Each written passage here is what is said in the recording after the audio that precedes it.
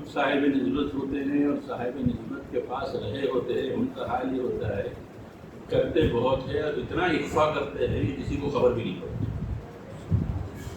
سمجھ میں آیا کہ نہیں؟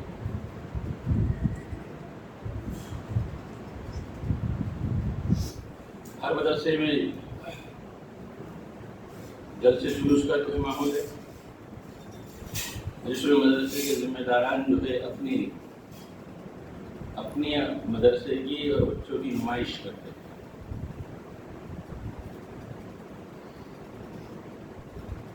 میں یہ نہیں کہتا کہ کوئی ناجائز ہے یا غلط ہے، لیکن اتنا تو ضرور کہہ سکتا ہوں کہ مزاج نبوت ایسا نہیں تھا. مزاج نبوت کا تو حال یہ تھا کہ وہ اتنا اخفا ہوتا تھا کب کفر کے بیچ میں دراریں پڑتی تھی اور ایمان داخل ہو جایا کرتا تھا کسی کو خبر بھی نہیں ہوتی.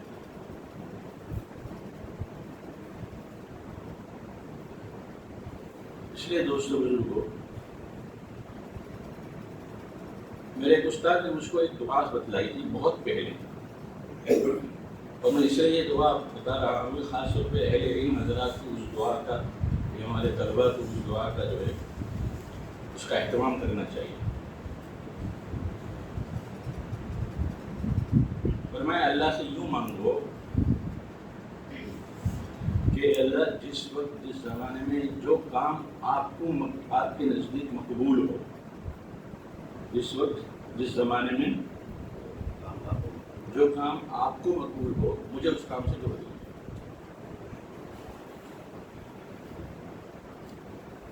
اس دعا کی برکت تھی کہ کون سا ایسا دینی کام نہیں تھا جس کے اندر اللہ نے ہمیں استعمال نہ کیا.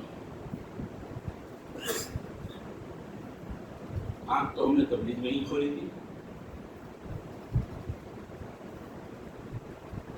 غیر مسلموں نے دعوت کے کام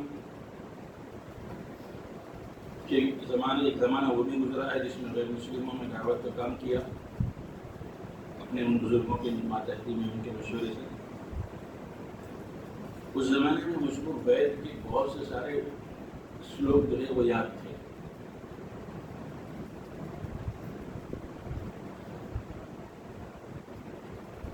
پھر ایک دور آیا، سمجھ میں آیا کہ جو ہے دلائل کے ذریعے سے کسی کے اندر ایمان نہیں داخل کر سکتا. دلائل کے ذریعے سے ایمان نہیں داخل کر سکتا. آپ خدمت کا راستہ اختیار کیجیے، خدمت کے ذریعے سے دل موم ہوتے ہیں. تو پھر وہ ایک پلیٹ فارم ملا جس میں یتیموں کو، بیواؤں کو میڈیکل کیمپ لگا کر، فری دوائیاں دے کر، ڈاکٹروں کی خوشامد کر کے، کبھی آئی کیمپ لگائے، کبھی جو ہے جنرل کیمپ لگائے. ایسی فضا بن گئی تھی کہ لوگوں کو یہ ان کا ایسے بھی بہت جلدی متاثر ہوتے ہیں. جس کو چاہتے ہیں دیوتا بنا لیتے، جس کو چاہتے ہیں دیوی بنا لیتے.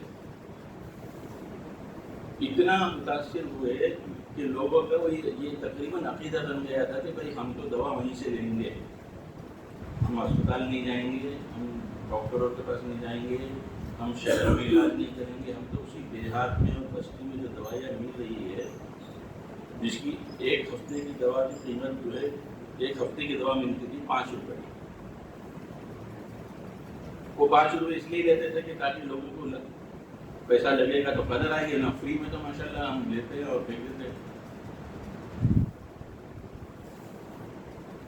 تو ایک زمانہ وہ آیا جس میں وہ کام بھی اللہ نے لیا.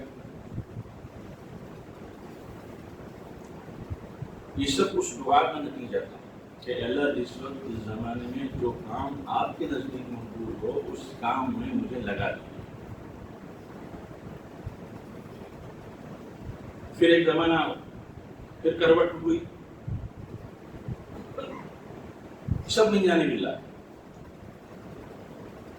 ہمارا اس میں کوئی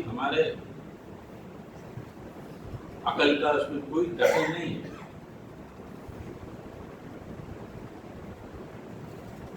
کہ اللہ نے بزرگوں کی کو دیکھنے، ان کے پاس رہنے اور ان کی صحبت اختیار کرنے کا ایک موقع دیا. خانقاہی نظام سمجھ میں آیا نا. ہم تو بمبئی کے شہر کے انگریزی اسکول یافتہ تھے اور بہت اچھے نمبرات سے ہم نے اپنا SSC کا ایگزام پاس کیا تھا. اور تمنا اور خواہشات یہی تھی کہ کالج پڑھیں گے، کالج کے بعد پھر آگے پڑھیں گے، پھر آگے پڑھیں گے. لیکن ان دعاؤں کا نتیجہ تھا کہ رخ بدلتا چلا گیا. اب اللہ سے یہی مانگتے ہیں کہ اللہ اب مزید اور کسی اور جگہ جانے کا تمنا نہیں ہے. اب آپ نے جو کام کی ذمہ داری دی ہے اسی کو مرتے دم تک اخلاص کے ساتھ کرنے کی توفیق دے دیجیے. میرے دوستوں بزرگوں، بندہ جب اپنے آپ کو اللہ کے حوالے کرتا ہے اور اس کے دل میں سچی نیت ہوتی ہے انسانیت کی اور امت کی خدمت کرنے کی، تو اللہ اسباب پیدا کرتا ہے، راہیں اللہ کھولتے ہیں. اس لیے اللہ سے مانگو کہ اللہ جس وقت جس زمانے میں جو کام آپ کی نگاہ میں مقبول ہو، مجھ کو اور میری صلاحیتوں کو اس کام میں استعمال کر لیجیے. تمہیں مانگیں گے انشاءاللہ. یہ صرف علماء طلباء کے لیے نہیں، ہر آدمی کے لیے ہے. لیکن علماء اور طلباء جو ہے اس کو خاص طور پر اپنا وظیفہ حیات بنا لے. میرے دوستوں بزرگوں، آدمی کو انسان کے ظاہر کو دیکھ کر کوئی فیصلہ نہیں کرنا چاہیے جب تک اس کو پرکھو نہیں، جب تک اس کے ساتھ رہو نہیں.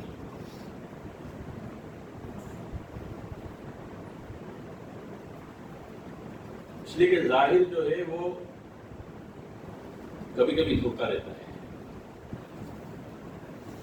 لیکن باطن دھوکہ نہیں دیتا.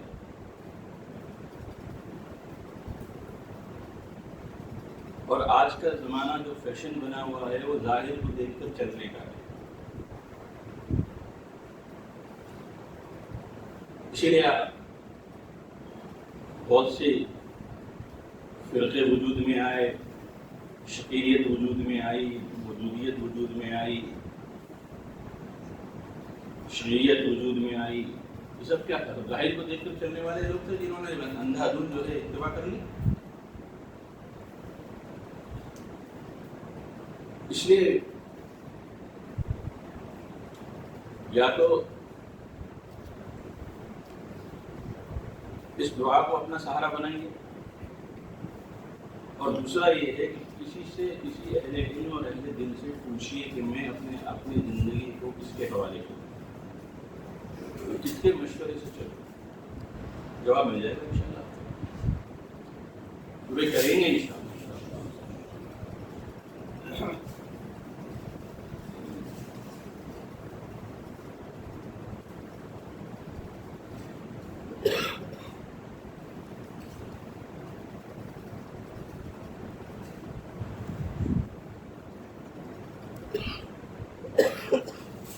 طبیعت ہماری بالکل ٹھیک نہیں ہے، الحمدللہ آج ٹھیک ہے، اللہ کا شکر.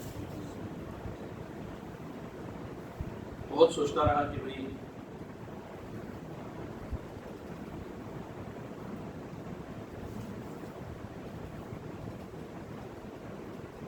کیا کہنا ہے. اس پر بھی ایک بات سن لیجیے. ہمارے اسی استاد نے جس نے ہم کو وہ دعا سکھائی تھی، اسی نے ہم کو یہ بھی سکھایا کہ ہر بیان سے پہلے 3 کام کر لیا کرو. ہر بیان سے پہلے 3 کام کر لیا کرو. سب سے پہلے کوئی رقم صدقہ اللہ کے لیے نکال لیا،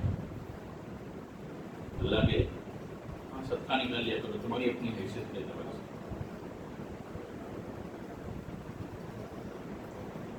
اور دوسرا کام یہ کرو کہ صلاۃ التوبہ پڑھ کر بیٹھو. صلاۃ توبہ پڑھ کر بیٹھو، اور تیسرا کام دعا کے اہتمام کر کے بیٹھو،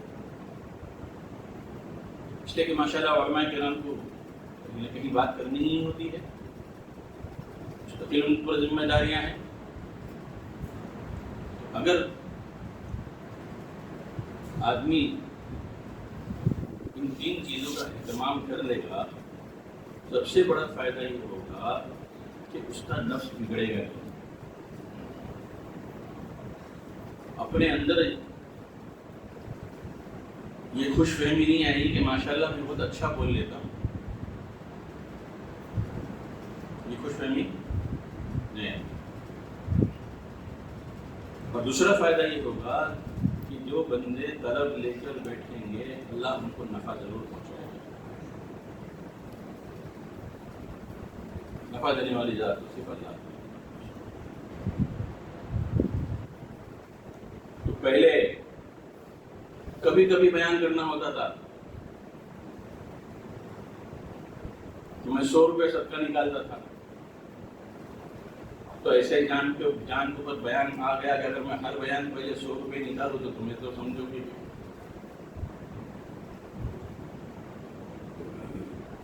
حالانکہ یہ ایمان کی کمی کی بات ہے۔ اللہ کے راستے میں تو اللہ اس کا 70 گنا واپس کرتے ہیں۔ تو میں نے جو ہے اللہ میں سے دوستی کر لی، تھوڑا اللہ نے کو پٹایا امی کی زبان میں کہ اللہ ہر مرتبہ تو 100 روپے نہیں دے سکتا، تو اپنا ریٹ کم کر دیجیے نا۔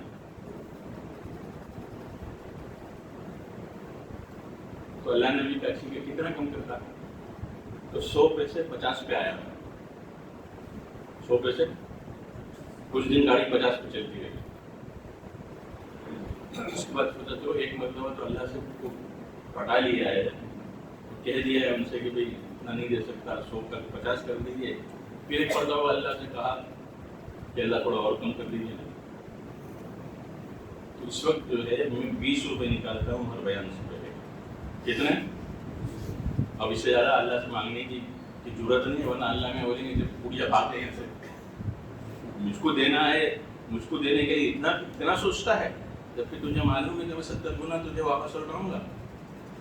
تو اب میں جو ہے چاہے آپ کی یہ مجلس ہو، چاہے جمعہ کا بیان ہو، چاہے سنیچر کی مجلس ہو، ہر بیان سے پہلے 20 روپے صدقہ کر کے نکلتا ہوں۔ اب یہاں تو میں نکال نہیں رہا ہوں،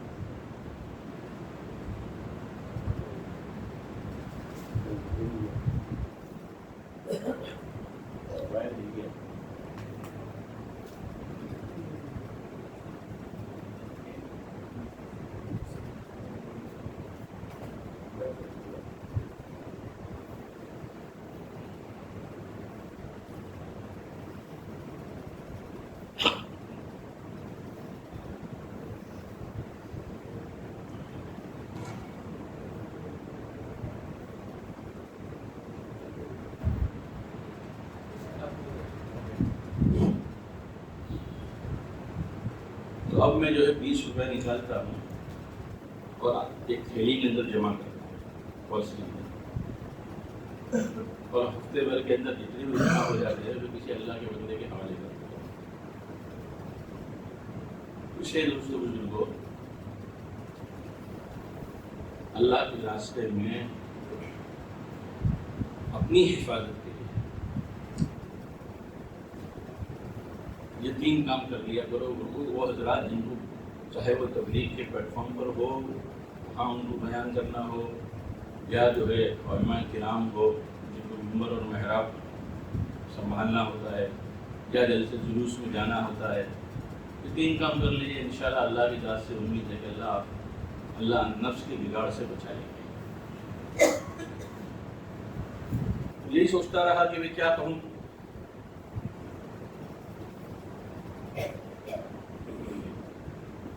ایک دم سے ایک 3 واقعہ لگاتار دماغ کے اندر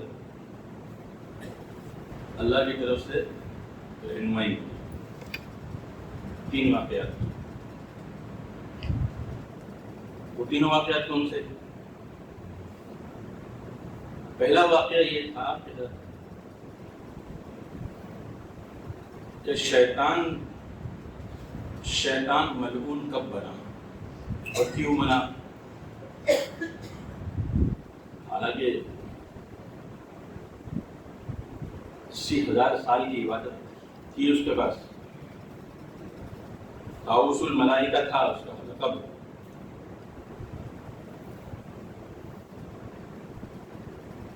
لیکن راندے درگاہ کر دیا گیا، جھکا دیا گیا۔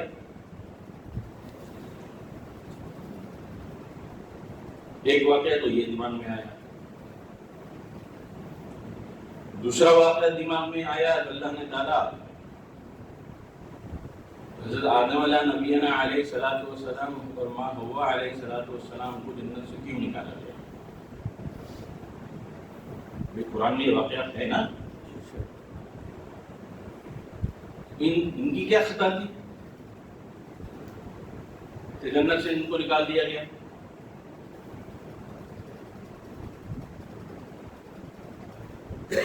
اور تیسرا واقعہ جس کی رہنمائی اللہ نے کی وہ یہ کہ حابیل اور قابیل کا واقعہ، وہ بھی تو قرآن میں موجود ہے، اور میں سمجھتا ہوں، مجھے شاید یاد نہیں، تینوں سورہ بقرہ ہی میں ہے نا یہ واقعہ، تینوں واقعہ سورہ بقرہ ہی میں ہے اور آگے پیچھے ہی ہے۔ تو حابیل اور قابیل کو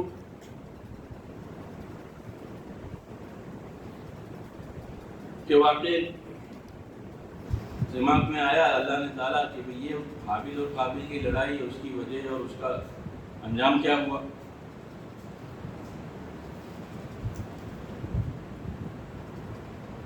جب تینوں کو آپ سوچیں گے، تینوں واقعات کو،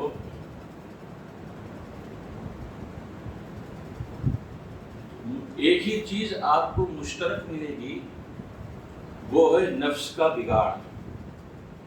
وہ کیا ہے؟ نفس کا بگاڑ۔ ان النفس لامارۃ بالسوء، یہ ہے نفس امارہ۔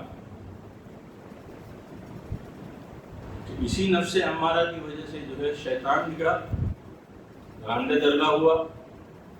اسی نفس امارہ کی وجہ سے حضرت آدم علیہ نبینا علیہ السلام اور ماں حوا علیہ السلام کو جنت جیسی جگہ سے نکال کے دنیا میں پھینک دیا گیا،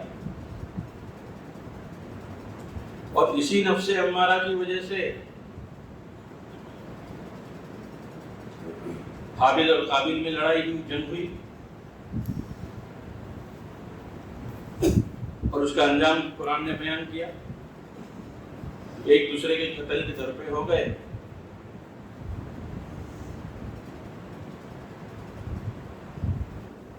تو حابیل نے کہا کہ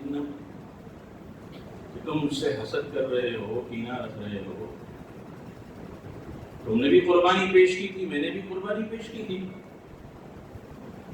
اور آگر اس نے جو ہے میری قربانی کو پسند کر دیا، اور یہ علامت تھی کہ قربانی قبول ہو گئی ہے، تم خامخواہ میرے پیچھے پڑ گئے اور مجھ کو مارنے کے در پہ ہو۔ سن لو، انما یتقبل اللہ من المتقین، کہ اللہ کے وہاں اعمال کی قبولیت کی شرط جو ہے وہ تقویٰ۔ کیا ہے؟ تقویٰ۔ اب 3 سبق سن لیجیے۔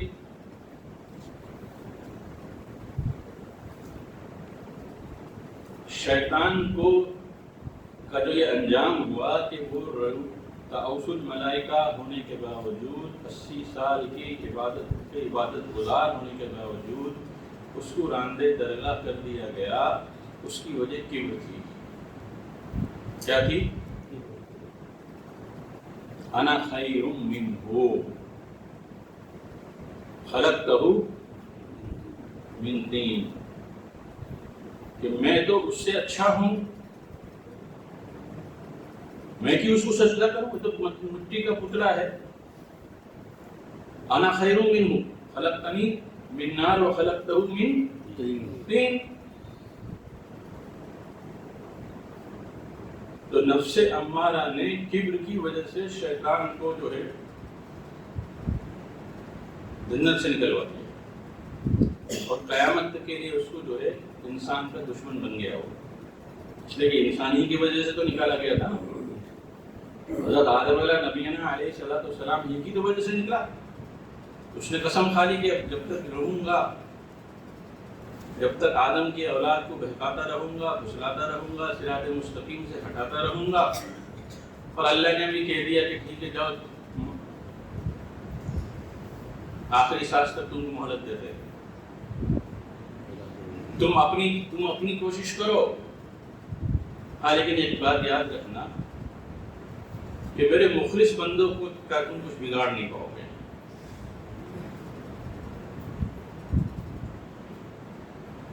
اشارہ یہ ملا کہ کبر کا توڑ جو ہے وہ اخلاص ہے۔ کیا مطلب؟ کبر میں انا ہے، کبر میں کیا ہے؟ میں،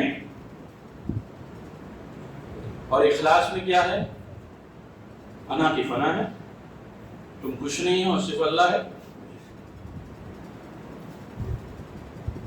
تم کچھ نہیں ہو، صرف اللہ ہی اللہ۔ تو کبر کا توڑ جو ہے وہ اخلاص ہے۔ اور حضرت آدم نبینا علیہ السلام اور ماں حوا علیہ السلام کو جو جنت سے نکالا گیا وہ اس وجہ سے نکالا گیا کہ ایک شجر ممنوعہ تھا جس کو استعمال کرنے کا ممانعت تھی کہ اس کے قریب تر مت جانا۔ اب شیطان نے یہ بہکایا کہ میاں تمہیں خبر بھی ہے کہ تم کو کیوں منع کیا گیا ہے؟ اس لیے منع کیا گیا ہے کہ جو شخص اس شجرے کا پھل کھا لے گا وہ ہمیشہ ہمیشہ جنت میں رہے گا، اس کو کوئی نکال نہیں سکتا۔ تو کوئی جنت کو چھوڑنے کو جی چاہتا ہے کیا کسی کا؟ کسی کا جی نہیں چاہتا۔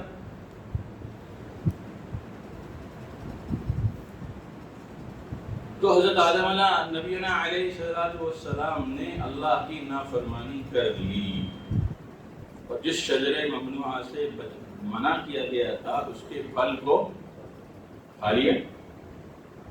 تو شیطان تو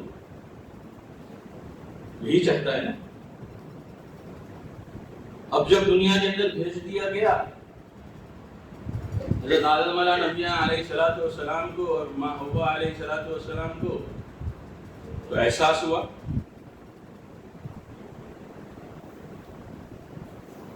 تو کیا کہا؟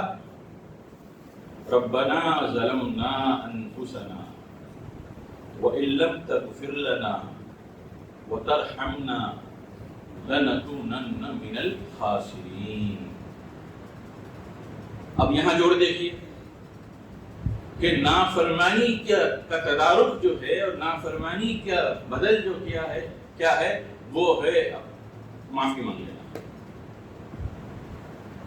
ایسا نہیں ہے کہ ہم سے اور آپ سے گناہ نہیں ہوں گے، ہوتے ہیں۔ کچھ گناہ وہ ہوتے ہیں جس کو ہم جانتے ہیں، اور کچھ گناہ وہ ہوتے ہیں جو جانے بغیر ہو جاتے ہیں، دانستہ بھی ہوتے ہیں اور نادانستہ بھی ہوتے ہیں۔ لیکن حضرت آدم علیہ نبینا علیہ السلام نے اپنے اولادوں کو، قیامت تک آنے والے اپنی اولادوں کو یہ سبق دے دیا کہ دیکھو اگر تم سے کوئی گناہ اور نافرمانی ہو جائے تو سب سے آسان یہ ہے کہ تم اللہ کے سامنے سپرد ہو جاؤ اور کہہ دو کہ ربنا ظلمنا انفسنا، اے اللہ میں نے آپ کی نافرمانی کر کے اپنے اوپر بڑا ظلم کر دیا۔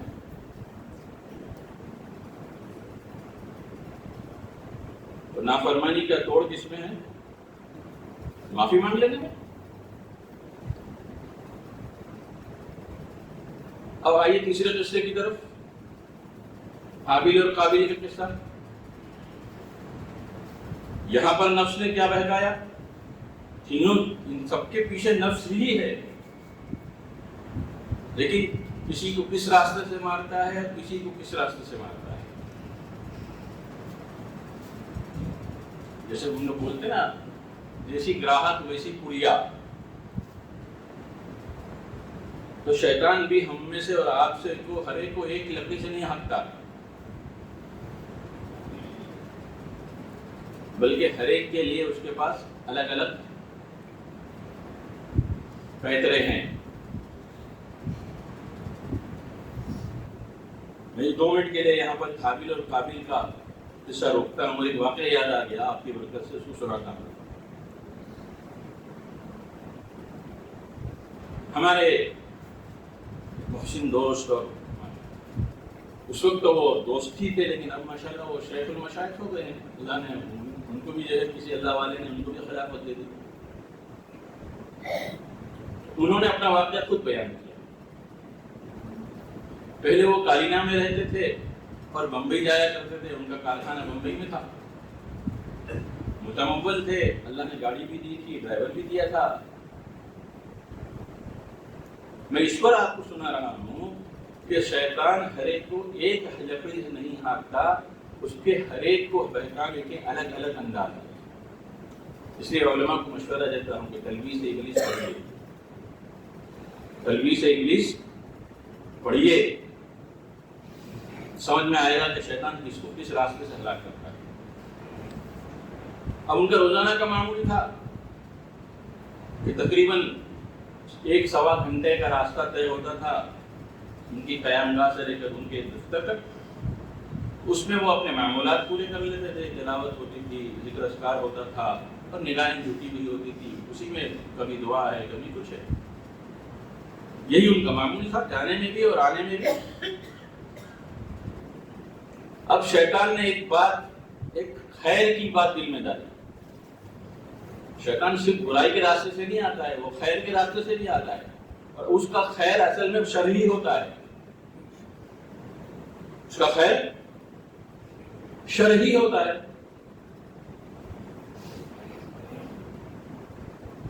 شیطان نے دل میں یہ بات ڈالی کہ میاں تم روزانہ جاتے ہو، خالی جاتے ہو، اکیلے جاتے ہو، تمہاری گاڑی میں 3 آدمی کی جگہ ہوتی ہے، ایسا کیوں نہیں کرتے کہ یا جانے میں یا آنے میں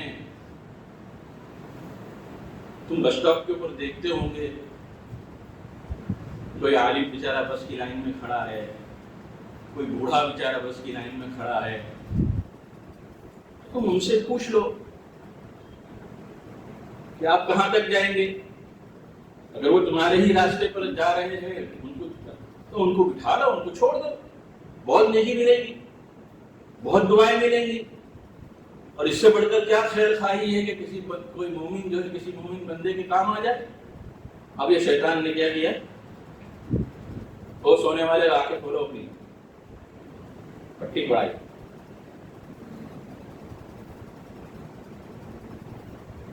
تو انہوں نے بھی سوچا ہے بات تو صحیح ہے، میں اکیلے ہی جاتا ہوں، اکیلے ہی آتا ہوں. اگر یہ واقعی ایسا تو ہے ہی، حالات ایسے ہی ہے کہ بیچارے بہت سے لوگ جو ہے گاڑی سے سفر نہیں کر سکتے، ٹیکسی کا سفر نہیں کر سکتے، بیچارے بس میں دھکا کھاتے ہیں. تو ذرا تم جو ہے جو نظر جھکائے جاتے ہو، جھکائے آتے ہو، ذرا باہر ذرا جھانک لیا کرو. اگر تم کو کوئی عالم مل جائے تو عالم کی خدمت کیا پوچھنا، نبیوں کے وارث ہوتے ہیں، ان کی خدمت کرو گے تو کتنا اجر ملے گا. کسی بوڑھے مرد کی خدمت کرو گے تو کتنا اجر ملے گا. اس لیے ذرا باہر نگاہ تو ڈالو. اب انہوں نے جو آنکھیں قرآن کو دیکھتے ہوئے ذکر کے اندر ڈوبی ہوئی، نیچے رہتی ہوئی جو نگاہیں ہوتی تھی، اب شیطان کی اس پٹی نے ان کو سمجھا دیا کہ ذرا باہر دیکھو. اب انہوں نے باہر دیکھا تو کیوں بھائی باہر عورتیں نہیں ہوتی ہیں، نامحرم نہیں ہوتے ہیں. اب جب باہر دیکھا تلاش کسی کو کر رہے ہیں اور دکھائی کون دے رہا ہے. تلاش کر رہے ہیں مردوں کو، بوڑھوں کو، عالموں کو، اور دکھائی دے رہی ہے جینس اور پینٹس پہنی ہوئی دوشیزہ ساڑی پہنی ہوئی خاتون. چونکہ بس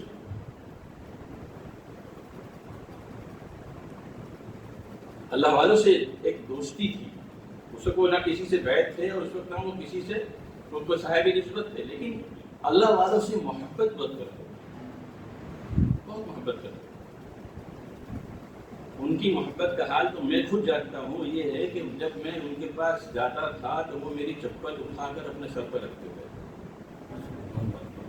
مجھ جیسے عالم کی جس کا ٹھکانہ ہی پتہ نہیں اللہ جانے کیا ہوگا آئندہ جا کے. میں ان کو بہت سمجھاتا تھا کہ آپ کیا کر رہے ہو. جیسے ہمارے یہ مولی صاحب بیچارے بیٹھ جاتے ہمارے پیر دبانے کے لیے. میں نے کہا تم کسی دن مرواؤ گے بس. وہ کہتے ہیں مجھ کو تم سے محبت ہے. اور میں نے کہا محبت کی اظہار کرنے کا دوسرا بھی طریقہ ہے کہ نہیں ہے؟ یہی تو طریقہ ہے. لیکن کہہ رہے ہیں تو وہ میرے چپلوں کو اپنے سر پر رکھتے تھے اور مسجد کے اندر جو ہے کونے میں رکھتے تھے، اور جب میں نکلتا تھا تو نکال کے چپل پیش کرتے تھے اور اس کو سیدھی کرتے تھے اور مجھ کو کہتے تھے پہنے. یہ حال میں ان کا علماء کا ادب اور احترام تھا. اب جب انہوں نے دیکھا کہ یہ تو بڑا مسئلہ خراب ہو گیا، مجھے دیکھنا تھا کسی کو اور دیکھ کوئی اور رہا ہے، تو ان کے سمجھ میں آ گیا کہ میاں کچھ نہیں، یہ شیطان تھا جس نے، اور یہ نفس تھا جس نے تم کو بہکا دیا کہ تمہاری نگاہوں کو اس نے جو ہے زنا میں مبتلا کر دیا. کہ بھئی آنکھوں کا زنا یہی تو ہے، آنکھوں کا زنا یہی ہے، غیر محرم کو دیکھنا یہ آنکھوں کا زنا ہے. لذت کے ساتھ، خواہشات کے ساتھ اس سے بات کرنا یہ زبان کا زنا ہے.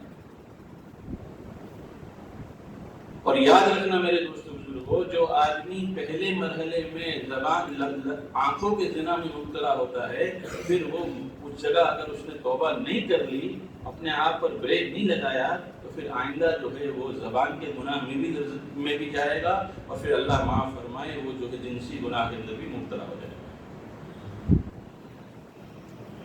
اسی لیے فرمایا کہ پہلی نگاہ پڑتے ہی نگاہ کو ہٹا لو.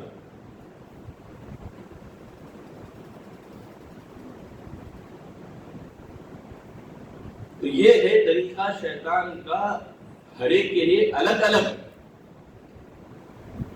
جس سے وہ بہکاتا ہے، نفس اس کو سمجھاتا ہے، اور جو ہے وہ جو ہے مبتلا ہو جاتا ہے. تو حابیل اور قابیل میں بھی یہی ہوا. دونوں کے اندر جو ہے حسد نے جنم لے لیا ایک کے اندر، اس لیے کہ اس کی قربانی قبول نہیں ہوئی اور دوسرے کی قبول ہو گئی، تو اس کو جلن ہو گئی کہ لأقتلنک، میں تجھ کو قتل کروں گا.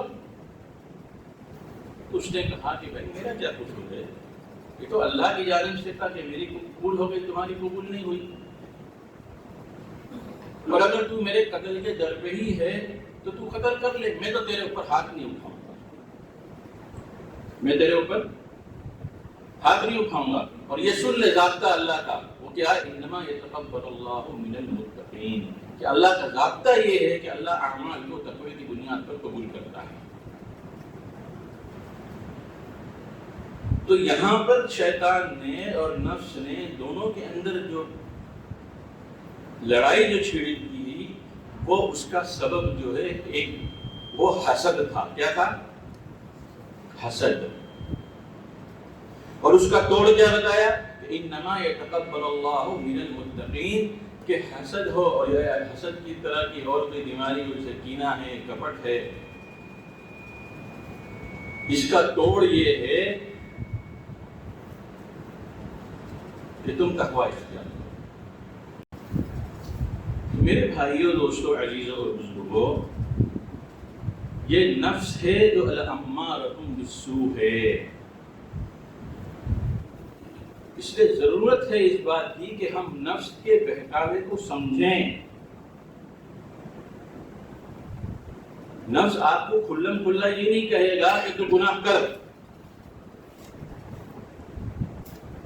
بلکہ وہ آپ کو ایسے ماحول میں جا کر کھڑا کر دے گا اور آپ کا امتحان لے لے گا کہ اگر آپ کے پاس ایمان قوی ہے اور تقوی ہے تب تو آپ بچ سکو گے، اور اگر آپ کے پاس ایمان قوی نہیں ہے اور تقوی نہیں ہے تو پھر آپ اس ماحول کے اندر جو ہے ہلاک ہو جاؤ گے، گناہ کر بیٹھو۔ دیکھیے جیسے قرآن کے اندر حضرت یوسف علیہ نبینا علیہ السلام کا قصہ کہ سارا ماحول گناہ کا بن گیا۔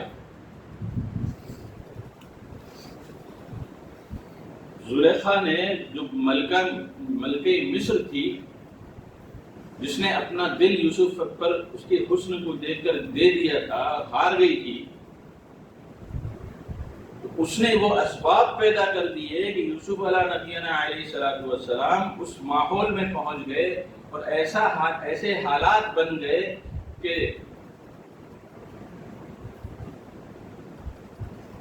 ان کے علاوہ اگر کوئی اور ہوتا تو شاید جو ہے وہ گناہ کر بیٹھتا۔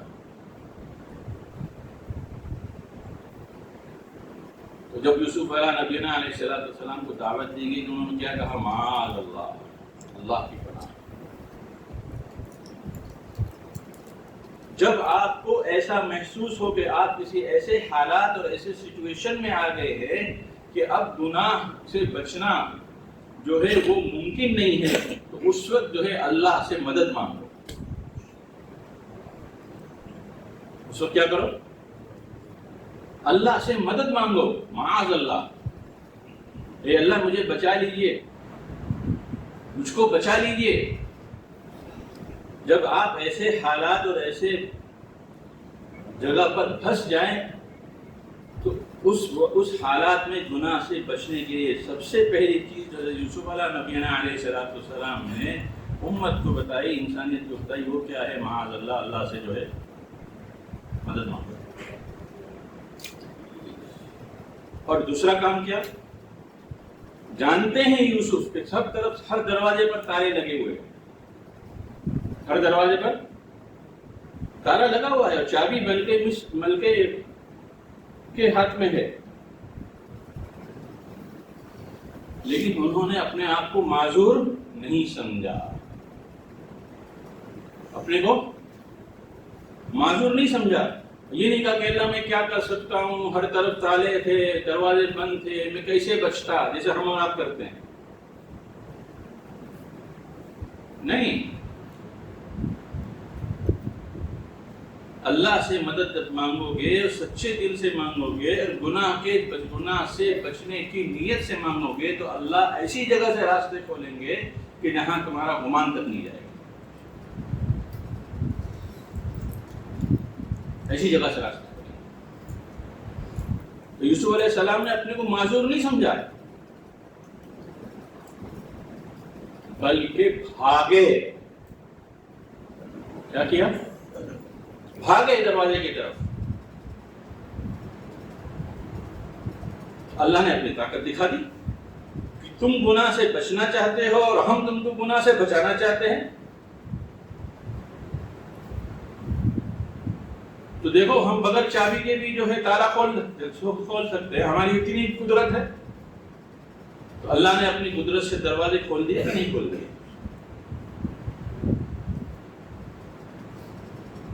میرے دوستو بزرگوں، بسا اوقات شیطان ایسے سچویشن میں اور ایسے حالات میں ڈال دیتا ہے کہ اس وقت اپنے آپ کو گناہ سے بچانا ہو تو ایک تو اللہ کی مدد حاصل کرو، اور دوسرا جو تمہارے بس کا ہے اتنا کر کے دکھا دو، جو تمہارے بس کا۔ اگر تمہارے بس کا جتنا ہے تم نے اتنا کر کے دکھایا تو پھر اللہ کے بس میں تو سب کچھ ہے، اللہ کے بس میں سب کچھ ہے۔ چنانچہ کتاب کے اندر ایک واقعہ لکھا ہوا ہے کہ ایک شہر کا بہت بڑا رئیس تھا جس کو شباب اور کباب کی عادت تھی۔ اس کے پاس ایک غلام تھا اس کا، اس نے 4 دینار دیے اور کہا کہ جاؤ کوئی موج مستی کا سامان لے آؤ، کوئی شراب اور کباب لے آؤ.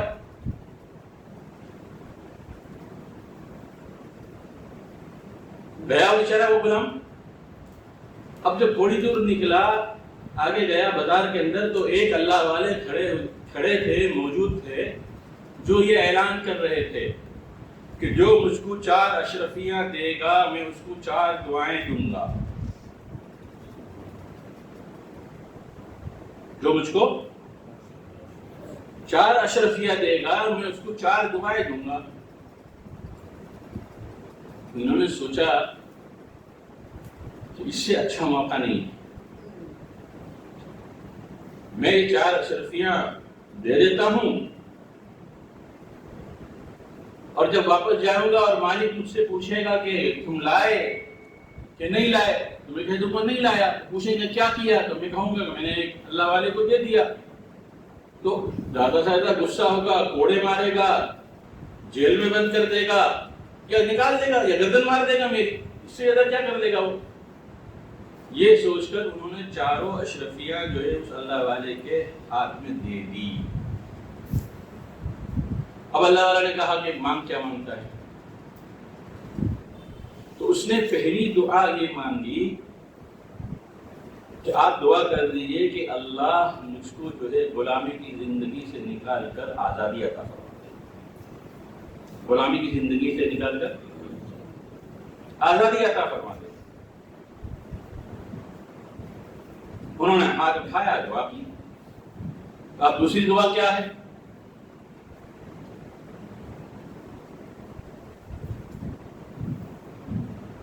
انہوں نے کہا جو میں نے 4 اشرفیات آپ کو دی ہے، آپ دعا کر دیجئے کہ اس کے بدلے میں مجھے 40 اشرفیاں مل جائے جو میں جا کے مالک کے حوالے کر دوں.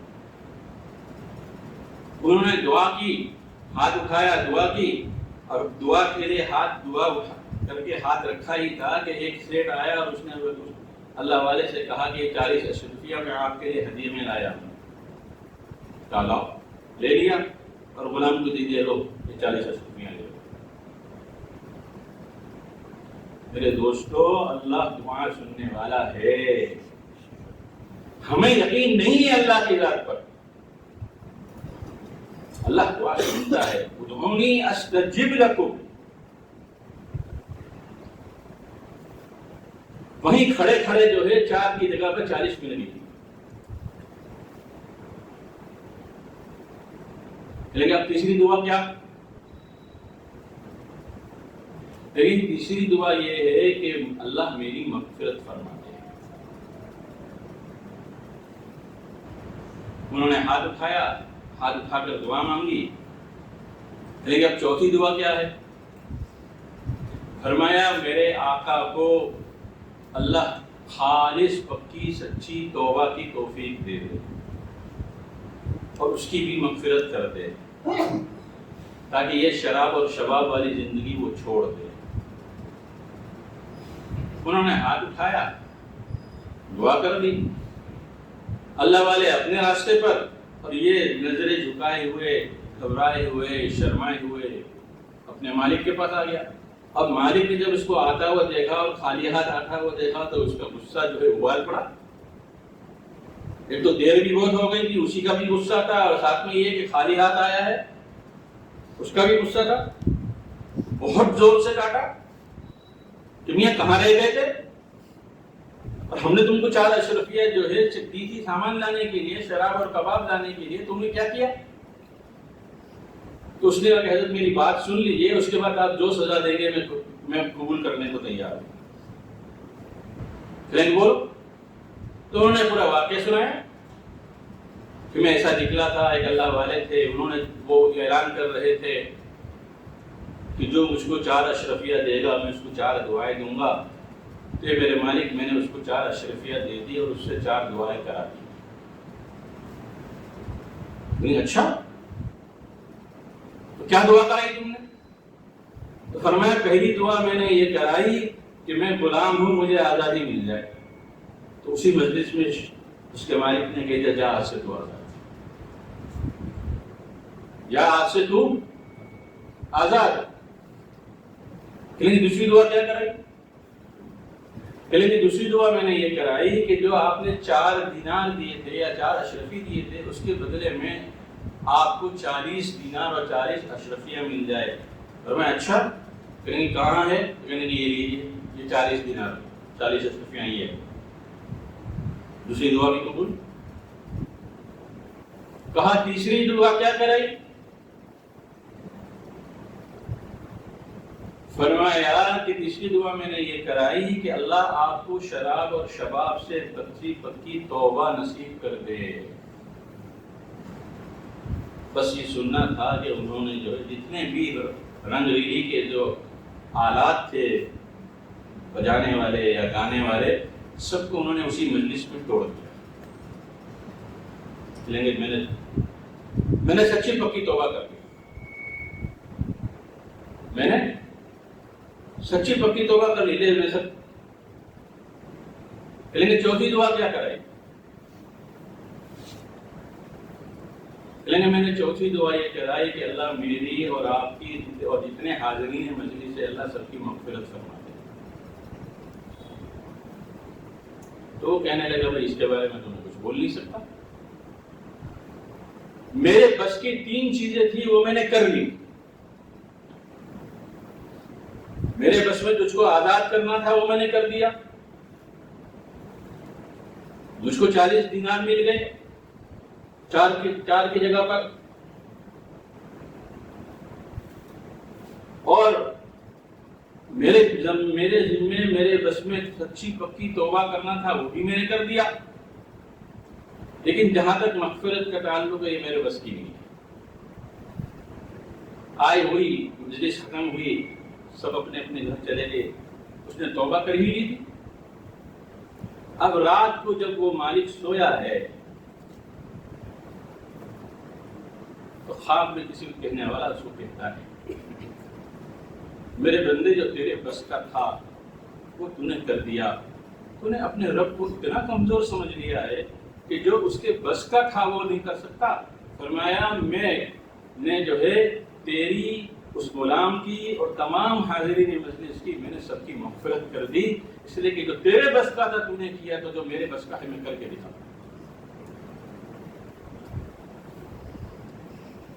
جب گناہ کے ماحول میں آپ پہنچ جائے تو اللہ کی مدد مانگیے، اور جو آپ کے بس کا ہے اس کو کر گزریے۔ اللہ بچانے والے، اللہ بچائیں گے، کہاں سے بچائیں گے اللہ جانے۔ ایک اور واقعہ سن لیجیے۔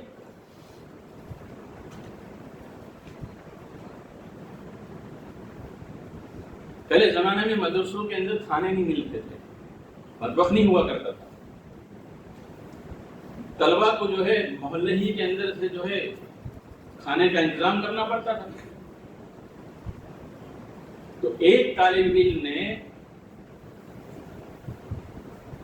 کو ایک گھر ملا جہاں اس نے کہا کہ میں پڑھتا ہوں، مدرسے میں ہوں، ہمارے یہاں کھانے کا انتظام نہیں ہے، میں یہ چاہتا ہوں کہ کھانا کا انتظام آپ کے گھر سے ہو جائے۔ اچھا، متمول خاندان تھا تو ان لوگوں نے قبول کر لیا۔ اب یہ روزانہ جاتا، جس وقت کے اوپر کھانا لینا ہوتا دروازہ کھٹکھٹاتا، اندر سے ایک باندی نکلتی، نوکرانی نکلتی، وہ ٹفن دے دیتی اور یہ لے کے آ جاتے، کھا لیتا، مسئلہ چلتا رہا۔ ایک دن اتفاق یہ ہوا کہ جس وقت یہ گئے ہیں دروازے پر کھانا لینے کے لیے تو باندی نہیں تھی، تو اس گھر کی جو مالکین تھی اس نے دروازہ کھولا۔ اب جب اس نے دروازہ کھولا کہ دونوں کی آنکھ ٹکرائی، اور اس مالکین نے پہلی بار اس نوجوان کو دیکھا اور اس نوجوان نے پہلی بار اس کو دیکھا۔ اب مالکین نے طے کر لیا کہ یہ تو بہت خوبصورت ہے، جوان ہے، اب مجھے جو ہے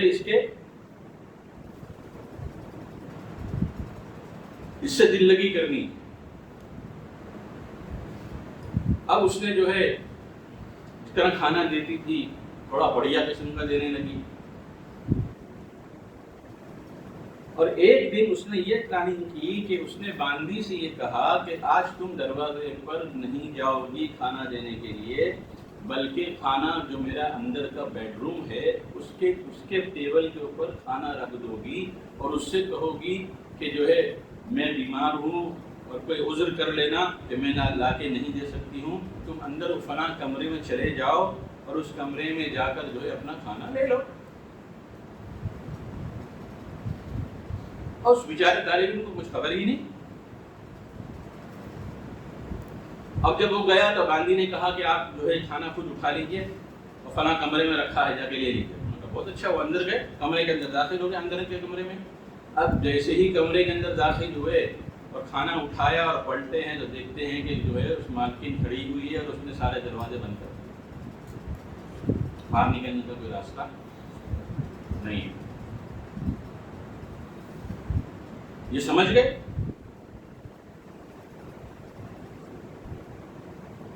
تو انہوں نے اللہ سے دعا کی۔ میں نے کہا نا کہ جب آدمی حالات میں پھنس جائے تو سب سے پہلے اللہ کی مدد مانگے، اللہ سے دعا کی کہ اللہ اس مصیبت سے مجھے بچا لے،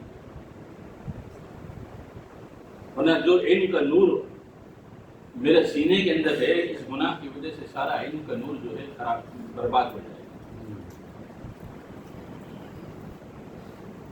گا۔ شافی امام شافی رحمۃ اللہ علیہ نے اپنے استاد سے نصیحت کے لیے جب کہا تھا نا کہ مجھے کچھ نصیحت کر دیجئے، کیا فرمایا تھا؟ اپنے کو گناہ سے بچاتے رہنا، اس لیے کہ علم ایک نور ہے اور اللہ اپنا نور کسی گنہگار بندے کو نہیں دیتا۔ شکوت الی استادی ہاں سورہ حفظی اوصانی الی ترک المعاصی فإن العلم نور من نور الہی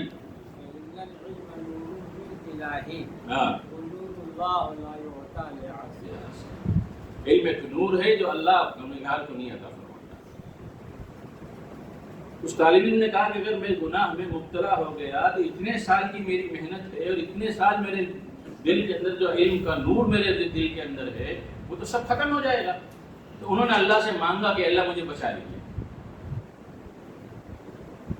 میں نے اس سے پہلے بھی کہا، اب بھی کہتا ہوں، اگر آپ کا گناہ سے بچنے کا مکمل سچا ارادہ ہے تو اللہ آپ کے لیے راستے کھول کر رکھیں گے۔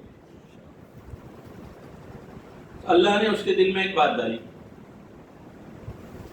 اس لیے کہ اس نے تو دھمکی دے دی تھی اگر تم میرے ساتھ میری خواہش کے اعتبار سے معاملہ نہیں کرے گا تو میں شور مچاؤں گی، مجمع کو جمع کروں گی اور سب کے سامنے کہوں گی کہ یہ میرے ساتھ بری حرکت کرنے کے لیے آمادہ ہو گیا تھا اور مجھ کو اس نے جو ہے گناہ کی دعوت دی ہے۔ میں چونکہ شہر کی ایک اچھے خاندان کی معتبر علیہ خاندان کی عورت ہوں، اس لیے تمہاری بات پر کوئی یقین نہیں کرے گا، میری بات پر سب یقین کر لیں گے۔ سوچ لو کیا چاہیے، تم کو بدنامی چاہیے یا میری خواہش کو پوری کرو گے؟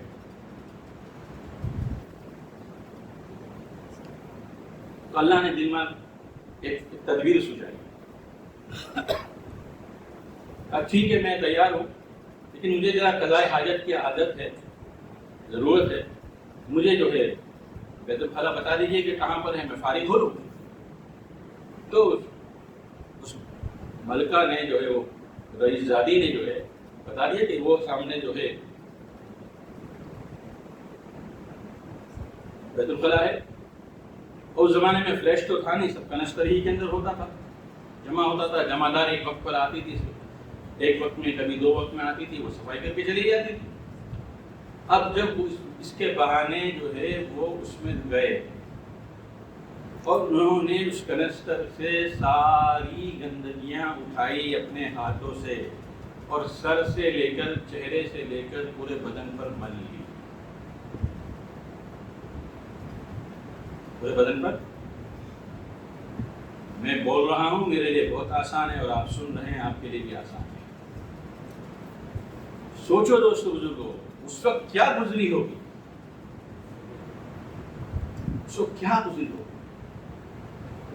اب جب اس نے ساری گندگی مل لی اور اس کے بعد باہر آیا تو جب وہ ملکہ نے جو رئیس زادی نے دیکھا تو وہ شور مچانے لگے یہ تو پاگل ہے، باولا ہے، دیوانہ ہے، بھگاؤ اس کو یہاں سے. اس نے تو جو ہے سارا موڈ خراب کر دیا اور اپنی حیت بنا لی. اس کو بھگا، فوراً دروازہ کھولا اور وہ بھاگے.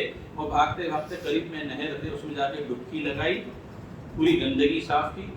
نہر جاری تھی، پانی بھی پاک تھا، پورے گندگی صاف کی، کپڑے بھی گیلے ہو گئے، اس کی بھی پرواہ نہیں کی. اور پھر آہستہ آہستہ چلتے چلتے، چونکہ دھوپ بہت شدید تھی اس لیے جو ہے کپڑے مدرسے تک پہنچنے تک کپڑے بھی سوکھ گئے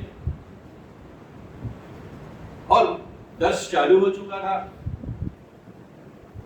پیچھے کے دروازے سے جو ہے ایک صدر دروازہ تھا جہاں سے درجے میں داخل ہوتے تھے، اور ایک پیچھے کا بھی دروازہ تھا. آج بھی دیوبند کے دارالحدیث کے اندر کئی دروازے ہیں. اس سے وہ داخل ہو گیا اور جا کے خاموشی سے بیٹھ گیا. اب جیسے ہی وہ درجے میں داخل ہوئے تو طلبہ نے ایک خاص قسم کی خوشبو محسوس کرنے لگے.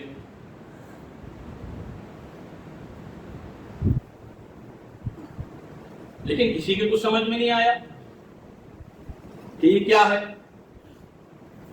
درس ہوا، گھنٹی بجی، چھٹی ہوئی، طلبہ جانے لگے، یہ بھی نکلنے لگے تو استاد نے ان کو روک لیا.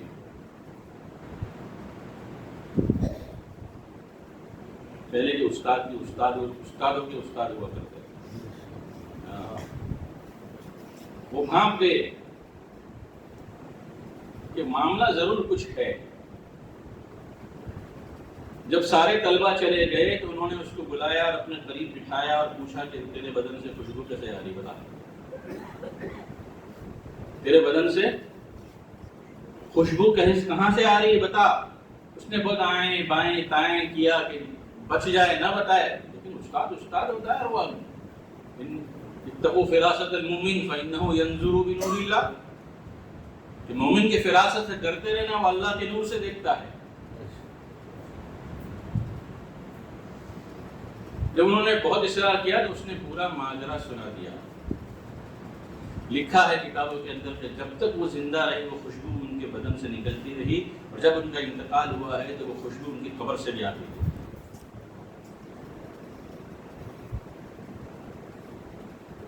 یہ ہے کہ گناہ سے بچنے کا ارادہ کرو، ہمت کرو، اللہ سے دعا مانگو. اللہ ہر ناممکن چیز کو ممکن کرنے پر قادر ہے. ہر ناممکن ہمارے اور آپ کے لیے بہت سی چیزیں ناممکن ہیں، لیکن اللہ کے لیے کچھ ممکن ہے، کچھ ناممکن نہیں ہے. وہ مسبب الاسباب ہے. جس طرح شیطان کے بہکانے کے الگ الگ انداز ہے اور نفس کے بہکانے کے الگ الگ انداز ہے، اس طرح اللہ کے اپنے مخلص بندوں کو اور سچے بندوں کو بچانے کے بھی الگ الگ انداز ہے. ایک آدمی خود اپنا واقعہ سناتے ہیں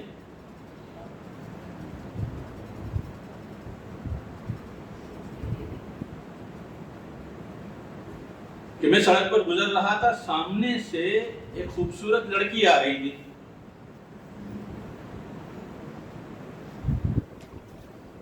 اچانک میرے دل میں آیا کہ اس کو دیکھ لوں، لیکن اس سے پہلے کہ میں دیکھتا،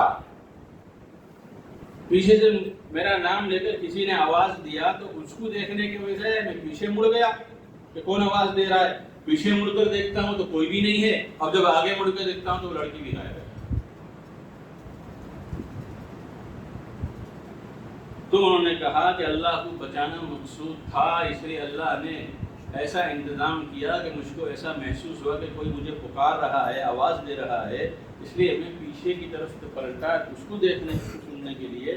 جب مجھے کوئی نظر نہیں آیا، جب میں آگے پلٹا تو وہ لڑکی بھی غائب ہے. کس نے بچایا؟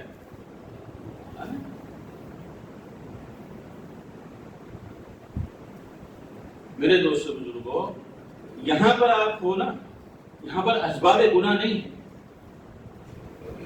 یہاں پر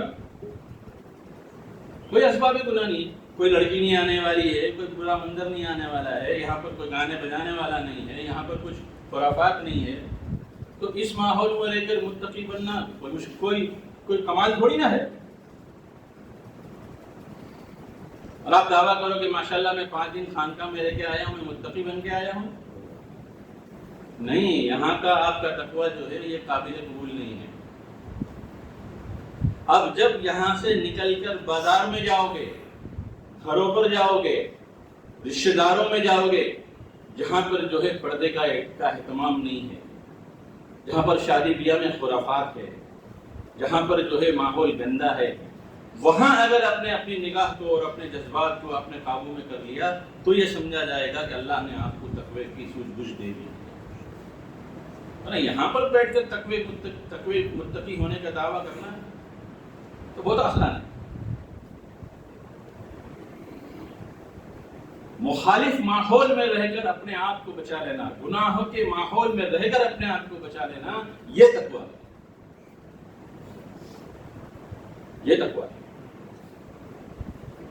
آیا تھا کچھ لے کے بتانے کے لیے، سنانے کے لیے، لیکن پتہ نہیں کس کی نظر پڑ گئی.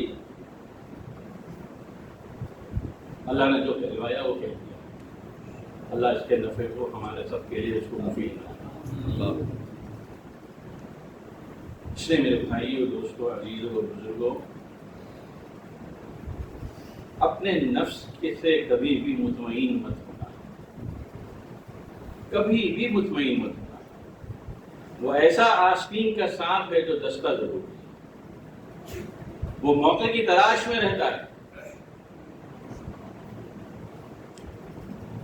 سپیرا جو ہے سانپ کو دودھ پلاتا رہتا ہے، لیکن وہی سانپ اس کی ہلاکت کا ذریعہ بھی بن جاتا ہے. اس لیے اپنے نفس پر کبھی مطمئن مت ہونا، اور اپنے کو کبھی کامل مت سمجھنا. ہر وقت یہ سمجھنا کہ میں قصوروار ہوں، گنہگار ہوں. ہر وقت.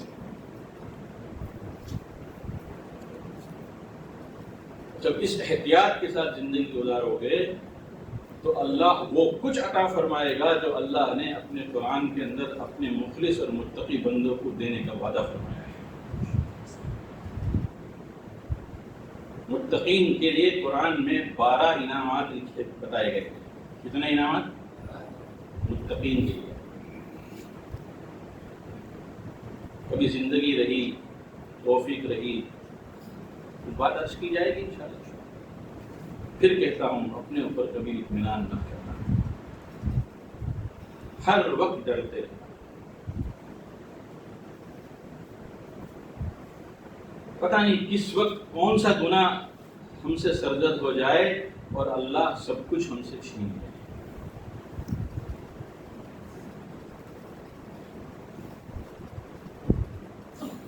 کتابوں میں واقعات ہے کہ بعض گناہ وہ ہے، 7 قسم کے گناہ وہ ہے، اس میں تفصیل ہے، میں اس وقت نہیں اس کو عرض کرتا ہوں، کہ 7 قسم کے گناہ وہ ہے جس میں مبتلا ہونے کی وجہ سے ایمان چھن جاتا ہے.